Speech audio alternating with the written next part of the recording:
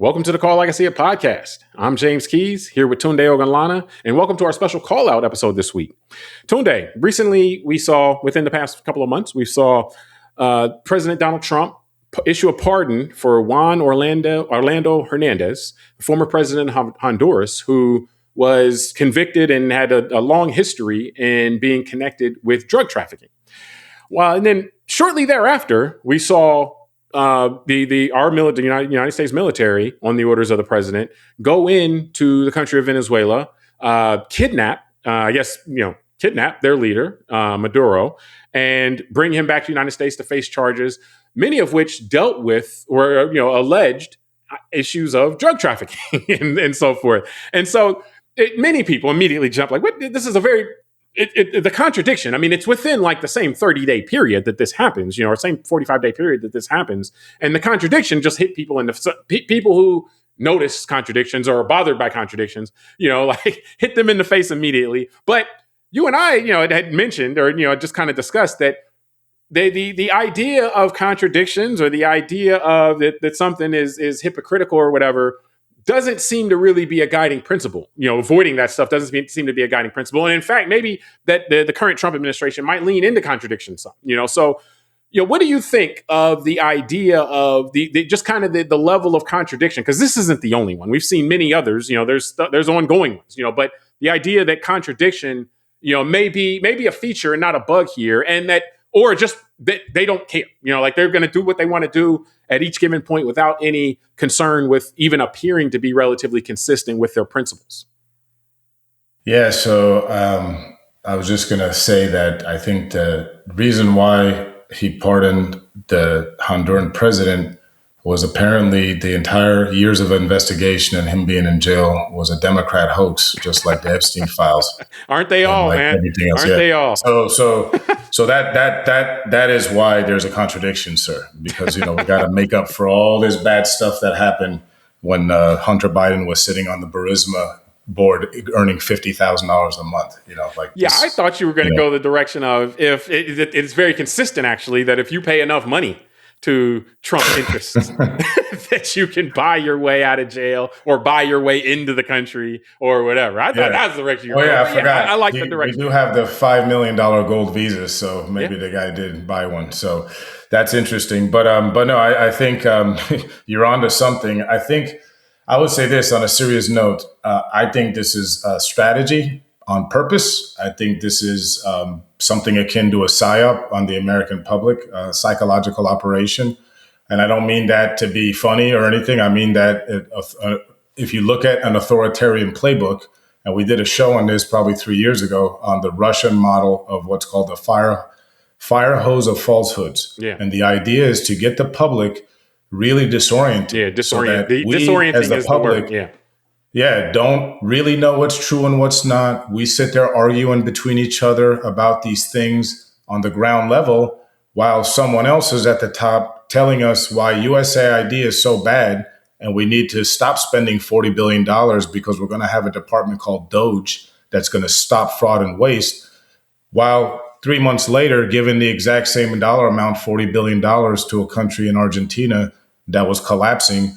And when you really look in the details, it's about helping out hedge fund guys from Wall Street that bought Argentinian debt in the last few years and that might have bought some farms and want to sell Argentinian beef back to the U.S. after U.S. farmers put this administration in office, and they're not selling their beef because of tariffs. Yeah. So there's all these contradictions. There's all of them out there. And to stop people from actually looking at them, then they on purpose will do the contradiction of states' rights and all that and send federal troops into Democrat cities and shoot somebody so that the public can argue about that and not about what I just said that actually has happened. I think you're onto something. I think you're onto something. The one where they were sending $40 billion to Argentina, remember that was also occurring while they were saying, hey, we can't do SNAP benefits here for Americans. Yeah. Because there's no money, and so forth. Yeah. I actually think distraction is less of an element. I think, so I would take the disorienting thing even further. I think that what this is, I definitely think this is a feature and not a bug. And the goal is to make it so that Americans, particularly supporters of the administration, so that they no longer they can be conditioned to no longer trust their own gut as far as right and wrong. The goal is to make it so that they decide what's right and wrong solely based on what the administration tells them. We'll tell you what's right. We'll tell you what's wrong. Don't try to find some underlying principle that we're operating on that then you can adopt this. And you could be a principled person if you adopt this principle. Hey, we believe in this or we believe in that. No. You can't believe in any principles. You have to just go with whatever they say. And I think that's actually what the purpose of the disorientation is so that you can't, if you're going to be okay with this, you can no longer trust your own idea of what's right and what's wrong. You have to wait for them to tell you what's right and what's wrong. It's okay to give Argentina $40 billion by saying you have no money. Why? Is that consistent? Is that logical? No, it's because it's okay because they said it was okay. So I think that's actually what's going on. And they're trying to change the paradigm here. Like just kind of what I mean by this. United States, at the status quo, you would say, the last 30, 40 years, has been one of collaborative leadership. There's another type of leadership, though, would be dominance leadership. Collaborative leadership does attempt to establish principles. That's why you have a constitution and stuff like that in this country. It attempts to establish principles. And then everybody, our decisions are guided by those principles. And so we all can kind of judge each other on whether we're being consistent with the principles or not. Dominance leadership is completely opposite to that. It's like, no. It's just it's going to be done because this is the way I want to do it. And so I think it's people who expect the collaborative or that want the collaborative approach are upset by this. Those are the people calling out all these contradictions. But we're kind of not the target. The target here is for the people who are the supporters of the administration. It's to make them move to the dominance form from the collaborative form, because I guess the bet is that they could go either way. Yeah, I think you're right. I think there's always going to be a baseline in any population, large population of humans that wants to go the dominant way, probably maybe 20%. Yeah, but I think there's probably the same thing that are locked in on the collaborative side on the other side. Yeah. And then you got the people in the middle that. Yeah. There's like a 20-20 on each side of kind of the extreme, let's call it the fringes, right? And then probably a dominant 60% in the middle. You wouldn't even have to call it extreme or fringe. I would say the absolutes. Like some people want consistency and fairness no matter what. Other people are saying, hey, I want an advantage no matter what. And then, so it's not necessarily an extreme as much as they're just absolute about it. Like they have an independent. Yeah. So I think that, that 60% blob in the middle can be swayed depending on leadership. Yeah. If you have a leadership and that's, this is the interesting thing, I think, James, for guys like us discussing this, because you and I, like we said in a prior discussion, in a prior show, we were born post-civil rights era. We were born in the 1970s. So growing up, our introduction to American culture, our lives and all that was about kind of enfranchisement. More people having access to the American story and all that. And for the first time in our lifetime, we are seeing leadership that is trying to roll that back. They're trying to say, hey, no, these Americans deserve something. These Americans don't. These people are better than those people, blah, blah, blah.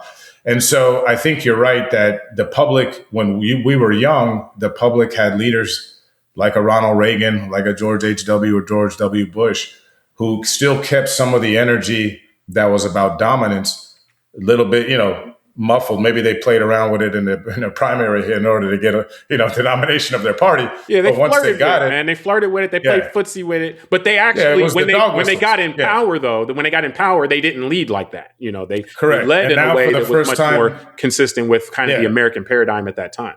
And the first time in our lifetime, not the first time in American history, but in you and I's lifetime, we have a leadership that's not flirting with it. They're just bullhorn going in on it. And so, like you said, the principles are going to be about following us, not necessarily doing what's right by the law, the Constitution, or the norms. Anything that is fixed. That's the thing, is that your principles can't be anything that's fixed, because then you can judge whether someone their behavior complies with the principle. Yeah. The point is to switch it so that people judge what's right, not based on fixed principles, but based on the circumstances and the person.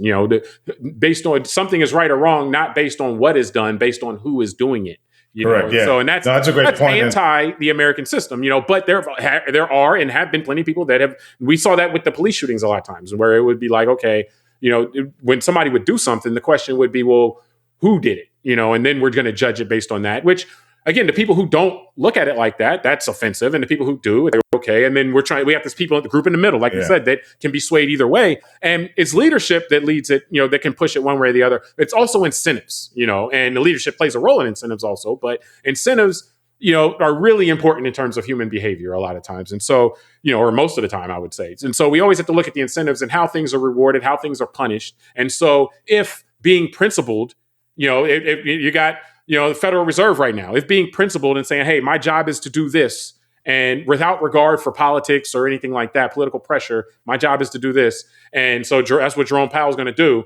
And then if the incentive then is saying, okay, well, if you're not going to bend and do what I tell you to do, regardless of what your job description says, then I'm going to have my law enforcement investigate you. That creates incentives for other people to say, hey, well, next time, like I'm told to violate the law or violate the what I'm supposed to do under the Constitution or whatever by these people, I better just do it. Well, at least many people will think that, because otherwise they'll gin up some investigation against me, like out of thin air. So it's the incentives that play a big role in it. And I wanted to mention, we will have more examples in the show notes, because to see the big picture is pretty shocking, pretty jarring. And again, we're not the first people to notice this, because people who think like this have been noticing it for a long time.